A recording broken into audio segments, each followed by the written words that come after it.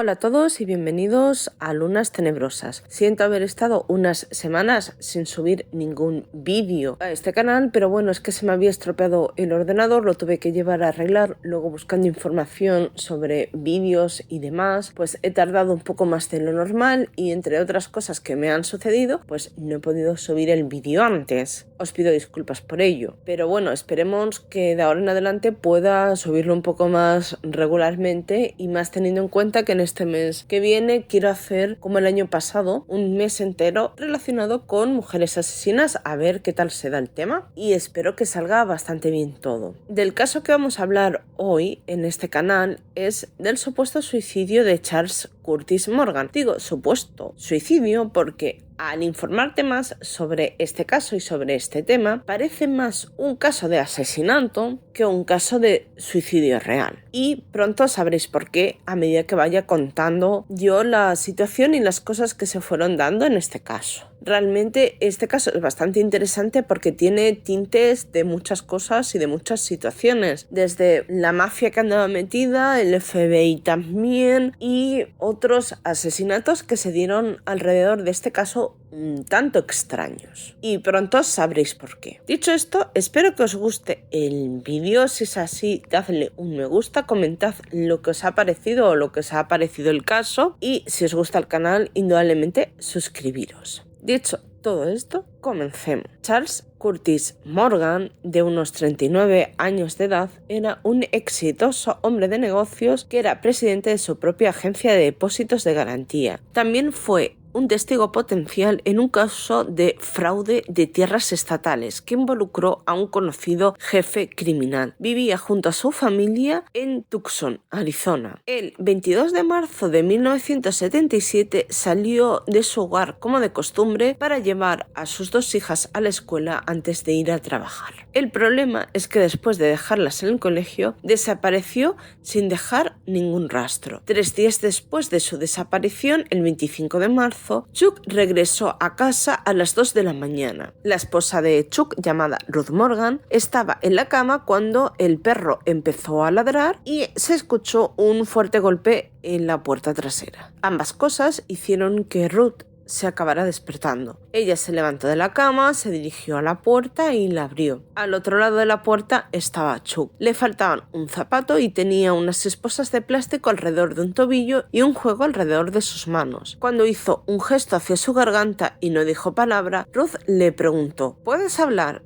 Él realmente negó con la cabeza, lo cual hizo que ella volviera a preguntar si podía escribir. Él afirmó con la cabeza, así que fue a buscar un cuaderno y un bolígrafo. Él escribió que la habían secuestrado y torturado. También escribió que le habían pintado la garganta con una droga alucinógena y que la droga podía volverlo irrevocablemente loco o destruir su sistema nervioso y matarlo finalmente. Chuck le pidió a Ruth que moviera su coche porque no quería que ellos supieran que había regresado a casa. Sin embargo, no llegó a decir quiénes realmente eran ellos. Ruth quería llamar a un médico para que atendiese a su marido y a la policía para informarle de lo sucedido, pero Chuck insistió en que eso sería firmar una sentencia de muerte para toda su familia. Durante la semana siguiente, Ruth cuidó a su esposo alimentándolo con un gotero, hasta que éste recuperó la salud. Antes de que recuperara la voz, comenzó a insinuarle a su mujer que tenía una identidad secreta como agente del gobierno federal. Afirmó que había trabajado como agente del gobierno federal y que luchó contra el crimen organizado. También llegó a afirmar que ellos le habían quitado su identificación de tesorería. Dijo que escapó de sus captores cerca del aeropuerto de Sky Harbor de Phoenix. Esa fue la primera vez que Ruth escuchó dicha información. Nunca antes había sabido que su marido había tenido dicho trabajo y que había trabajado como agente del gobierno federal. Luego le dijo que había estado trabajando para ellos durante unos 2 o 3 años más o menos, y eso fue todo lo que llegó a decir sobre dicho tema. Después de su secuestro, Chuck, como era conocido por su gente cercana, se volvió realmente muy paranoico. Comenzó a usar un chaleco anti antibalas e incluso se dejó crecer la barba para enmascarar aún más su identidad. También comenzó a llevar y a traer a sus hijas a la escuela todos los días y no solo de vez en cuando. Llegó a informar a la escuela de que no debía permitir que nadie más recogiera a las niñas. El 7 de junio, 2 meses después de su desaparición inicial, Chuck volvió a desaparecer nuevamente. Poco antes de su segunda desaparición, le dijo a su padre que si le pasaba algo, había una carta que había escrito que les diría quién era el responsable de su muerte, o el posible responsable. La carta nunca fue encontrada. Sin embargo, 9 días después, una mujer no identificada llamó a Ruth y le dijo: Chuck está bien. Eclesiásticos 12:1-8. Esto era una clara referencia a un pasaje de la Biblia que dice: acuérdate de tu Creador en tus días mozos, mientras no vengan los días malos y se echen encima los años en que dirás: no me agradan, mientras no se nublen el sol y la luz, la luna y las estrellas, y retornen las nubes tras la lluvia, cuando tiemblen los guardas del palacio y se doblen los guerreros, se paren las moledoras por quedar pocas, se queden a oscuras las que miran por las ventanas, y se cierren las puertas de la calle, ahogándose el sonido del molino, cuando uno se levante al canto del pájaro y se enmudezcan todas las canciones. También la altura de recelo, y hay sustos en el camino. Florece el almendro, está grávida la langosta y pierde su albor la alcaparra. Y es que el hombre se va a su eterna morada y circulan por la calle los del duelo. Mientras no se quiebre la hebra de plata, se rompa la bolita de oro, se haga añicos el cántabro contra la fuente, se caiga la polea dentro del pozo, vuelva el polvo a la tierra, a lo que era, y el espíritu vuelva a Dios, que es quien lo dio. Vanidad de vanidades, dice Coelet, todo vanidad. 2 días después encontraron a Chuck muerto a tiros a pesar de que llevaba puesto el chaleco antibales. Su cuerpo fue encontrado en el desierto a 10 metros de la carretera en el área de San Juan Springs. Le habían disparado una sola vez en la parte posterior de la cabeza con una bala de su Magnum 357, que estaba justo a su lado. No se encontraron huellas dactilares, pero sí se encontraron residuos de un disparo en su mano izquierda, lo que indica que él había utilizado dicha arma. En su automóvil, la policía encontró una nota que tenía instrucciones para llegar a la escena del crimen escritas de su puño y letra. En el automóvil también se encontraron varias armas, municiones y una radio. Extrañamente, un trozo de uno de sus dientes fue encontrado envuelto en un pañuelo blanco en el asiento trasero. También se encontró un par de gafas de sol que no le pertenecían. Algo bastante extraño fue que Chuck había recortado un billete de $2 dentro de su ropa interior. Escritos en el billete había 7 nombres en español de las letras A a la G. Además, Eclesiásticos 12 estaba escrito con los versículos 1-8 marcados con flechas dibujadas en el número de serie del billete. Esta era la misma referencia que la mujer que llamó a Ruth, la mujer de Chuck, le había hecho a esta. En el reverso del billete, los firmantes de la Declaración de la Independencia fueron numerados del 1 al 7. Además, se dibujó un mapa bastante tosco que muestra varias carreteras entre Tucson y la frontera con México. Se señalizaron los pueblos Robles Junction y Sasabe, pueblos que aparentemente son conocidos por el contrabando. 2 días después de la muerte de Chuck, una mujer anónima habló por teléfono con un oficial del departamento del sheriff del condado de Pima. Ella afirmó que se suponía que él la encontraría en un motel local poco antes de morir. Afirmó que su apodo era Ojos Verdes y que era la misma mujer que había llamado a Ruth varios días antes. También afirmó que en el motel Chuck le mostró un maletín que contenía varios miles de dólares en efectivo. Dijo que el dinero sería su seguro con las pandillas de la zona para que éstas no le quitasen su vida. Sorprendentemente, a pesar de las extrañas evidencias, las autoridades dictaminaron que Chuck se había suicidado. Creían que lo hizo porque podría tener dificultades financieras o por temor a su seguridad. Su familia y un reportero llamado Don the Dogs creen que realmente fue asesinado y no fue un suicidio. Algunos investigadores también sospechan que su muerte no fue un suicidio, además de que el disparo que tenía detrás de la cabeza era un poco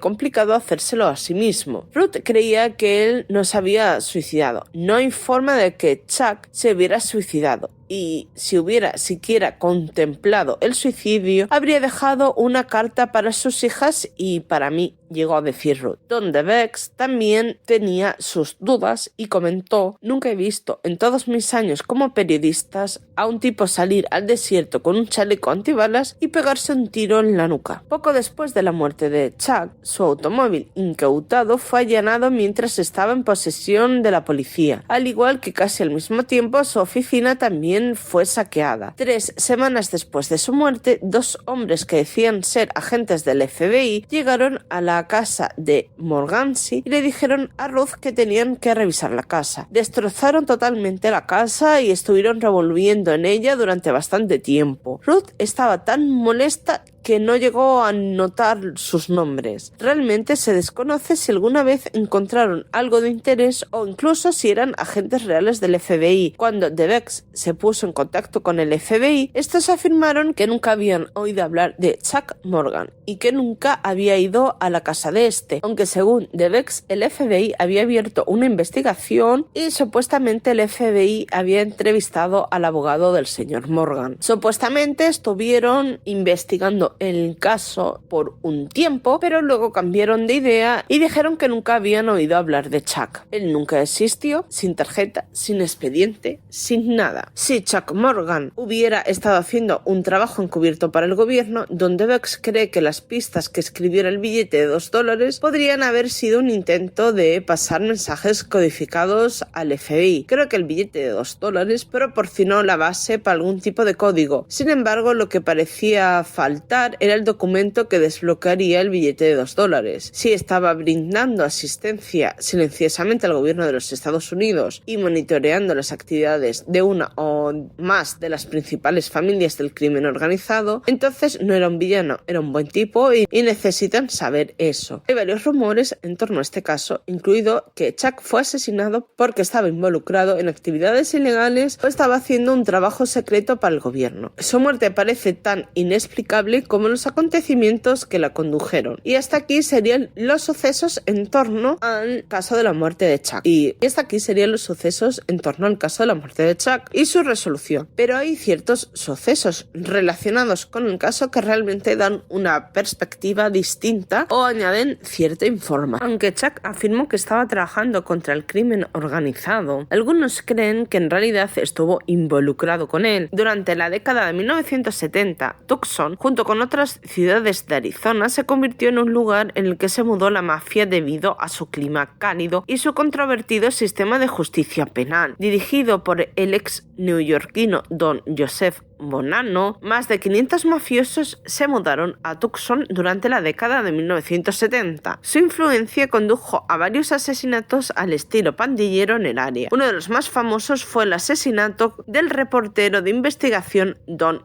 Boles. Lo que hizo que Arizona fuera más atractivo para los sindicatos del crimen fue una ley estatal única que les permitía comprar terrenos a través de cuentas de fideicomiso ciegas numeradas. Esto significa que podían lavar dinero y no se podía rastrear. Chuck Morgan había realizado trabajos de custodia de bienes raíces para al menos una familia de la mafia y posiblemente ayudó a la compra de lingotes de oro y platino, una forma más conveniente de lavar dinero. Según el periodista Don DeBex, que investigó la historia de Chuck, estaba cerca de un par de grupos de crimen organizado muy grandes en Arizona en ese momento. Era muy fácil pasarse de la raya y sospecho que a lo largo de los años el señor Morgan estuvo en ese tipo de situación. Estaba haciendo quizás más de $1.000 millones de trabajo de depósito en lingotes y platino. Eran transacciones que solo existían en papel. Era un hombre de negocios que probablemente se acercó demasiado a la llama. A partir de 1973 parecía que estaba haciendo varios millones de dólares de trabajo de depósito en lingotes y platino, pero en realidad no había ni lingotes ni platino. En cambio, el dinero se movió a través de varias cuentas de depósito de garantía y se legitimó. En una ocasión, Chuck le mencionó a Ruth que en Tucson se daba el lavado de dinero. Sin embargo, afirmó que él no estaba involucrado en eso de ninguna de las formas posibles. También afirmó que cuanto menos supieran ella y sus hijas sobre sus actividades, mejor sería para ellos. Algo bastante extraño por otra parte. De ahí se teoriza que Chuck Morgan fue asesinado por miembros del crimen organizado del área de Tucson. Es posible que la familia de la mafia para la que trabajaba lo haya matado a él porque sabía demasiado sobre sus actividades. Una teoría es que los jefes del crimen organizado corrieron la voz de que querían a Chuck muerto. Un asesino a sueldo le dijo a Chuck que lo deseaban muerto y de ahí se le ocurrió coger el dinero para intentar comprar al asesino en sueldo. Sin embargo, cuando los dos se encontraron en el desierto, el asesino a sueldo lo mató de todos modos y cogió su dinero. Don DeVox cree que Chuck no podrían haberse dado cuenta del todo con quién estaba involucrado. Existe una gran probabilidad de que el señor Morgan estuviera de hecho haciendo algo con el gobierno. Creo que este era un tipo que era extremadamente ingenuo sobre muchas cosas. Creo que alguien descubrió su tapadera y lo mataron. Esta teoría aún no ha sido confirmada. Por otra parte, Chuck fue testigo secreto en una extensa investigación de fraude de tierras y fue entrevistado al respecto en mayo de 1977, poco antes de su muerte. No se sabe con certeza si esto tuvo algo que ver con su muerte. También se sabe que Chuck había sido visto en varios restaurantes y moteles en el lado oeste de Tucson, después de su desaparición y antes de su muerte. Después de que el caso salió al aire, Misterios sin resolver recibió varias llamadas relacionadas con la muerte de Chuck. Don DeVox investigó varias pistas que surgieron como resultado del programa. Se enteró de que Chuck estaba muy involucrado en actividades de lavado de dinero a través de su empresa de depósito en garantía de Tucson. Desde 1973 hasta su muerte en 1977, también estuvo involucrado en grandes transacciones de oro y platino. Aparentemente recibió una gran cantidad de dinero de estas actividades y parte de ese dinero supuestamente provino del sudoeste asiático. DeVox descubrió que Chuck mantuvo registros duplicados de las transacciones ilícitas. DeVox ahora cree que Chuck fue asesinado porque todavía tenía esos registros. 3 meses después de la transacción, Doug